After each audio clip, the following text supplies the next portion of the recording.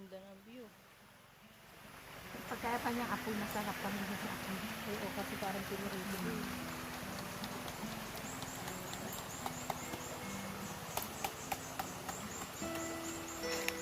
Ganun pala, pagka nagiinuman tayo or kakain, dapat mayroong lugar na itapon ka para andun lahat ng langaw.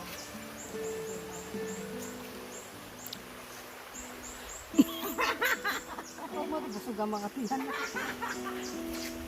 Pagilid pa niya tinuha talaga. Yung palak yan ang ano. Nainom. Parang ito.